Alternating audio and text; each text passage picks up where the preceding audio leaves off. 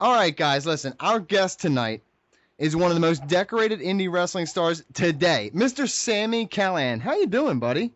Good, man. Been really busy lately, dealing with a lot of stuff at home, doing a lot of stuff in wrestling. But have to say my spirits still pretty high. I'm still in kill it mode, so I can't complain. Awesome. Well, listen, let's start right there because you are a busy man. You are all over the indie scene. You have developed quite the reputation as a star on the indie scene, both with your in-ring style and your character.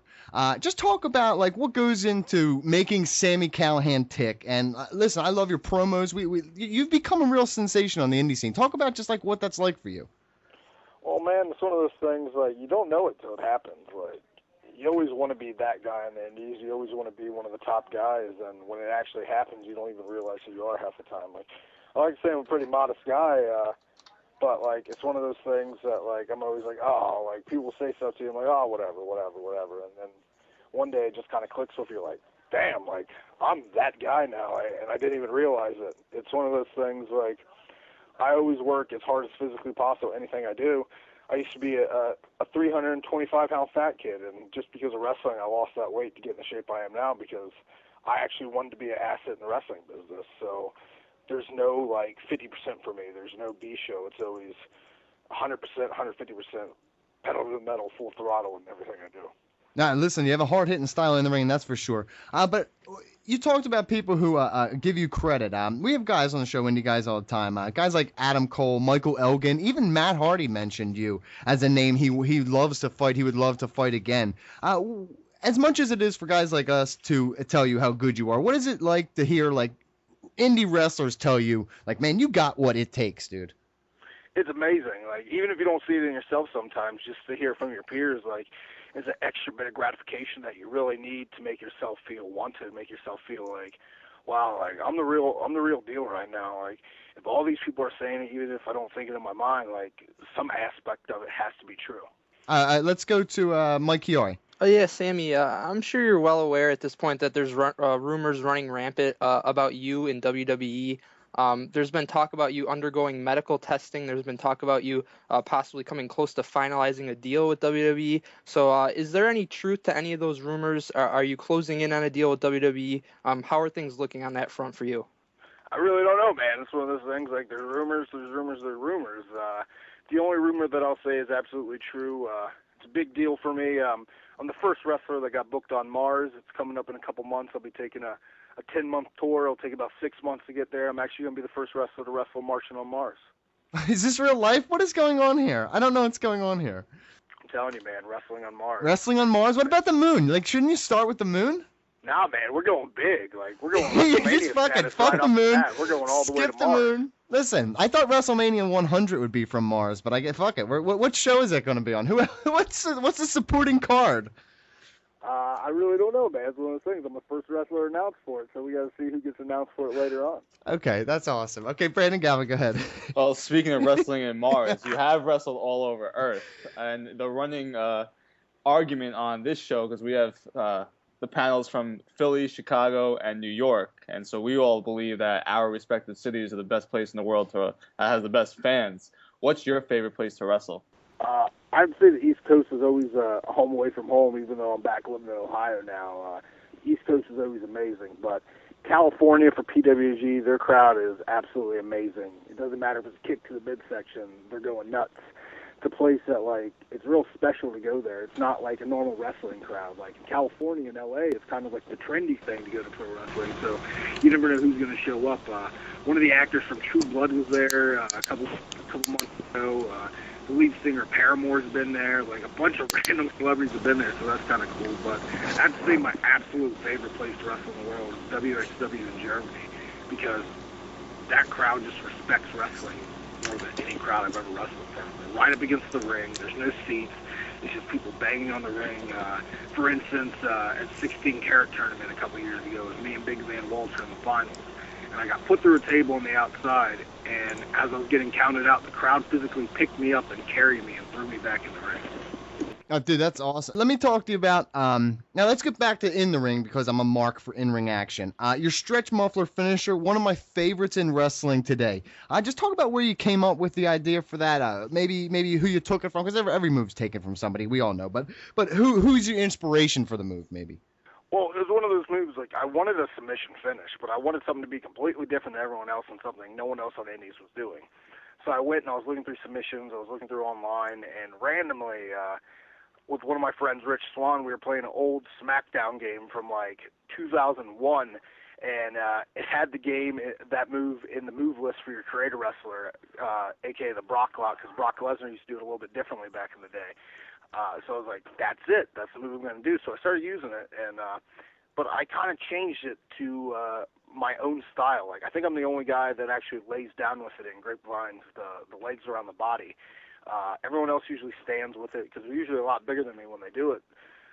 And also, I used to see Chris Benoit do it back in the day. Like, there's been a lot of, like, amazing wrestlers that's doing it throughout time, but, like, I wanted to make mine completely different than everyone else. Yeah, add in the kicks to the head, and it's pretty unstoppable. It's arguably my favorite move right now in wrestling. You kick the shit out of somebody's head, and that is always a good thing for me. They don't tap, you get kicked in the head. Yeah, exactly. It's a pretty good thing. Mike Kiar, go ahead. Sam, you've obviously worked with a lot of great wrestlers in the business. One guy in particular who you worked with and against, Jon Moxley. So I was wondering if you've been following his progress in WWE as Dean Ambrose, and what's your overall impression of how he's fit in with the WWE so far? Well, absolutely, I'm following his progress. He's a guy that I've known since my first day of the wrestling business. He's a guy that I've tagged with. He's a guy that I've wrestled with. So, like, there's always going to be that connection with me and him. But, like, absolutely, I follow his progress. He's doing amazing. He's kicking the door down for people. He's completely different than everything there. It's just a matter of time before he's the guy there. Like, there's no ifs, ands, or buts about it. It's going to happen. Like, he's amazing on the mic. He's amazing in the ring, and he has something different about him that's completely different than everyone else there. Now, listen, a lot of people say the same thing about you, though. In that context, a lot of people say that everywhere you go, I remember Adam Cole saying this, it doesn't matter what company you walk into, with enough time there, you're the best guy on the roster. Do you think if you ever did kick the door down into a company like WWE or TNA, you would be a top guy? Do you think you'd be used properly? I mean, it's one of those things, you got to be in the right place at the right time. Everything's luck, confidence in the world, and if everything doesn't come up the way you want it to be, you may end up being a guy in a pink tutu running around dancing, or you might end up being a masked character. You might end up being something completely different than what you did on the indies. But that's just something about WWE. It seems like you got to do what they want you to do. Like, so you never know if you're going to be a top guy. You never know if you're going to be a middle guy. So, like I said, it's all right place, right time, and luck. BG? Yeah, well, is there any trepidation going to other companies, even if it's across the indie scene, but then going to a company like WWE or TNA that just can completely change you? Does that deter you from ever going to one of those companies? Absolutely not, because I think a lot of people take wrestling way too seriously. And wrestling's supposed to be fun. Like, Sami Callihan is just Sami Callihan. Like, but there's way more tricks up my sleeve than a lot of people know. Like, a lot of people don't understand how good of a technical wrestler I am because I've done that brawling style for the years, and I did hardcore for a couple years. So, like, I'm absolutely down to do anything because, like, I look at it as a challenge. And pro wrestling's like a circus. Like, you're not always going to be the ringmaster. Someday you're going to have to be the lion, or someday you're going to have to be the bear on a unicycle. Someday you're going to have to be the clown. But, like, that's what I love about pro wrestling. One day you could be in Memphis doing complete comedy and joking around and doing hoo-ha. Then the next night you could be on the East Coast beating the shit out of somebody. That's what I love. I love the difference. I love, like, the challenge of showing that I'm diverse and I can do anything someone wants me to do. Well, listen, we have guys on here all the time mention you as the guy they'd like to face, that their ideal match. Well, talking to Sami Callihan, what is the match that if I had to book you in a match tomorrow, who do you want to fight? It'd have to be William Regal, man. Like, I really got a chance to wrestle all the guys that, like, really inspired me to be in the pro wrestling business.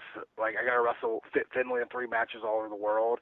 I've got to wrestle stars in Japan. I've got to wrestle stars in England, Mexico, Germany. I've pretty much wrestled, like, the main guys I want to wrestle. But, like, I would love to wrestle William Regal, and the other guy would have to be Vader. I know it's probably a funny person to want to wrestle because, like, he's not at the point in his career anymore that he used to be, but it still would just be an honor to be in the ring with him because he's a guy that I always looked up to in the business, a guy I kind of matched my style off. He's a guy that just looked rugged and vicious at everything he did. I agree. M-Chai, go ahead.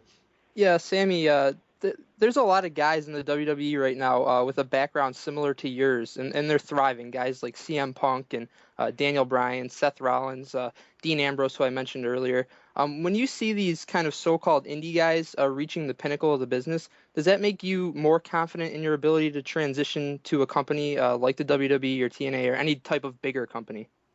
Absolutely, man. Like, everyone wants the fortune, everyone wants the fame. Like, if you get in wrestling for any other reason, like, everyone will say, like, oh, I got into wrestling because I loved it. I love wrestling, but there's some point in my career that, like, indie wrestling just isn't cutting it anymore. I feel like I've done everything that I could on the indie scene, so now it's time for a new challenge and time to step up and do something else.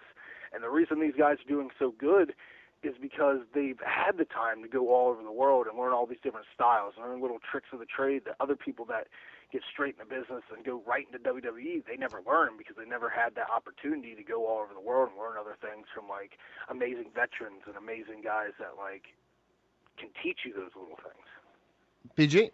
What is the best thing that you've learned from a legend, and like after a match or even before or going into a match? Well, two people. Like, being in the ring with Fit Finlay, like, no one will know how good he is, like, until they step in the ring with him. He's a 52-year-old man, and if he wanted to, he could have hurt me. Like, it was one of those things, like, everything he does in the ring is done for a reason. There's no wasted movement. It's no, I'm going to whip you off, duck two, give you a big back elbow. No, everything is, it's a fight. Like, you got to react to stuff as you would react to it in real life. Like, if someone slapped you, you're not going to fall down on the ground and look at them like, oh, what the shit just happened. No, if someone slaps you, I'm going after them. If someone spits in my face, I'm going after them. And then also wrestling Tommy Dreamer, just little things like I never would have expected, like, with certain crowds to, like, get a reaction, but they do. Like, just simple as, like, backing someone up in the corner and having the ref go to break you, and when the ref's not looking, give someone a back elbow right to the face. It's so old, and, like, but, like, these tricks from, like, old-time wrestling still work today, and I think that's one of the biggest problems of indie wrestling today. People try to do way too much when, like, something way smaller could be just a beneficiary. All right, listen, were you on the first House of Hardcore show? Yes, I was. One of the favorite shows I've ever done in my career. Like, House of Hardcore is coming up again in June, and anyone in that area has to go to the show. Like, Tommy absolutely knows what he's doing, and, like, it's something special, and, like, there's not a bad match on the card. Absolutely. That's the one thing. They're coming to Philly this time, and I'm a Philly guy, so I'm absolutely ecstatic, because I saw you in CZW in 2010 with John Moxley, Switchblade Conspiracy. So I've seen you forever. I'm going to get excited to see you again, because I don't think it's going to be long before you're going to be signed with a big company. Dude, Sami Callihan, we thank you so much for coming on the show today, dude. We really appreciate it. You want to tell everybody where they can find you and find you on Twitter and all that shit? Oh, no, thank you for having me, guys. I've been listening to Ring Rust for a while now. It's one of my favorite podcasts to listen to. And you can find me on Twitter at Sami Callihan, and that's pretty much the best way to find me. I'm maxed out on friends on Facebook, so I really don't get on my Facebook anymore. But Twitter, I'm on every day. I'm up at 11,000 followers now and climbing, so if you want to talk to me, get on Twitter. Man, I feel like you patronized me a little bit there. Just a teeny little bit. Did you? No patronizing. Did you a little bit? I feel like you did. I feel like you're like, who the fuck is Ring Rust Radio? Never. I would never say that, not even if there was a fire. Nice. Listen, we appreciate your time, man. Thank you so much. Good luck with everything going forward, brother. Absolutely. Thank you guys, too. Thank you, man.